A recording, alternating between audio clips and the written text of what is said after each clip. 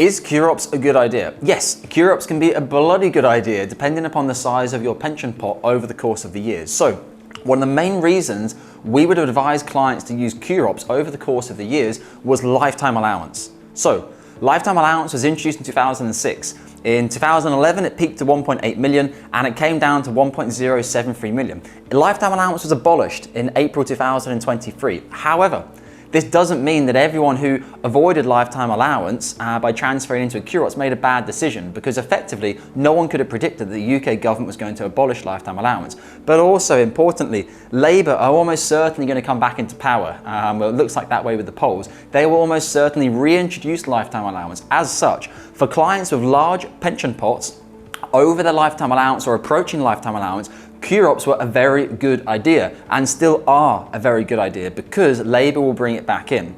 Now, the other flip side of the coin is QROPS can be an absolutely horrible idea for many people and many clients out there over the course of the past decade and a half, since 2006, nearly 2 decades since they came out. Many of you have stupidly gone into QROPS because you've believed the advice of an offshore financial advisor who's put you into a horrible QROPS with pad service, an expensive underlying commission bond, plus a load of expensive underlying funds or structured notes. Why these two? Because it pays them a big fat commission and they make loads of money. And most offshore financial advisors have no salary. They eat what they kill, so to speak, in terms of the commissions. Very high driven sales tactics to make commissions because the regulation is not as strong outside of the UK. So QROPS can be a very, very good idea. Excellent financial planning. They are in fact one of the most underused financial planning tools available in the UK to protect yourself from lifetime allowance, even if it's now been abolished.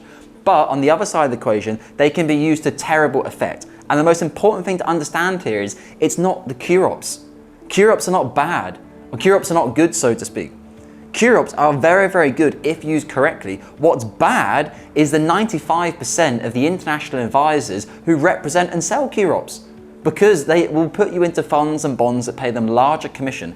Commissions and untransparent charging was banned in the United Kingdom in 2012. Outside of the UK, it is still the Wild West in many parts of the world, even Europe, even the Middle East. It's still the Wild West in terms of the way that people charge you. So, if you're considering a QROPS transfer now, unless you are approaching your lifetime allowance or you're getting close to it, or even say you're on £700,000 or £800,000 in UK pension assets, you're relatively young and you're thinking, okay, if this pension pot grows at 5, 6, 7, 8% per annum for the next 10, 20, 30 years, I think I could go over lifetime allowance, whatever Labour potentially reintroduce it at. As such, I would like to utilise QROPS now. I don't mind paying a higher annual charge to a QROPS trustee, roughly £1,000 per annum, instead of free for a UK SIP or maybe £200 for an international SIP. I'm happy to pay that premium because I would like to protect myself from the UK government in reintroducing lifetime allowance again. However, the difference between the two, for example, here at Cameron James, whether you have a UK SIP, £0 to the trustee per annum, an international SIP, £200 trustee per annum to the trustee,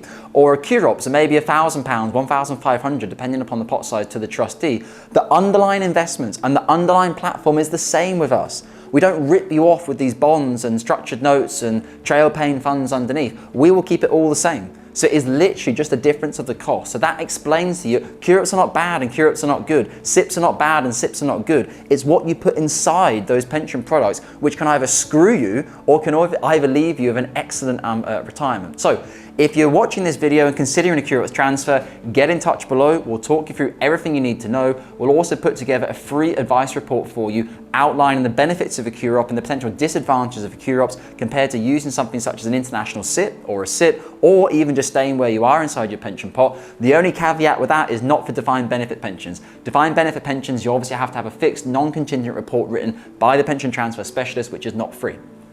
So we'll put that together for you to understand what you need to do. On the other side of the equation, if you've already gone into a QROPS and you feel like it was potentially a bad idea, which I would say is 95% of the people who are inside QROPS are not happy with them, that is because of everything I've just said about the underlying bond, the commissions, the charges, the total expense ratio of the portfolio being through the roof. I've seen total expense ratios of 4.5% on QROPS before. Why? Because there's the bond, maybe 1.5%. There's the underlying funds, 2.5%. Maybe the financial advisor, 0.5%, because they're actually being paid from all the other people as well. So they charge you 0.5 instead of 1% because they're actually skinning you in different ways. So effectively for you people, you really need to get in touch. understand why you're staying inside your QROPS and what your options are to scramble back control of that QROPS, either by maintaining the QROPS or putting it back into a UK structure such as a SIP or an international SIP to lower your costs and improve your growth. So the answer is QROPS are not bad, QROPS are not good. It's the advice you get and the person you trust to look after your money, which is the much more important decision. And in fairness to some QROPS schemes, they're not very good. They're very old fashioned, based in the middle of nowhere. There's some really good ones in Malta who we still work with, but most of them are pretty old school and don't really know what they're doing. But they get these Google reviews on their website saying, this QROPS is awful. I lost 40% inside my pension scheme. It's actually not the QROPS. It's the financial advice and the financial advisor who recommended you invest in something which lost 40%. You could argue the QROPS provider as the trustee maybe should have a clearer oversight of these types of funds that clients are allowed to invest in, and now many of them do, but back in the past it was the Wild West. A larger range of investment choice inside a QROPS is not necessarily a good thing.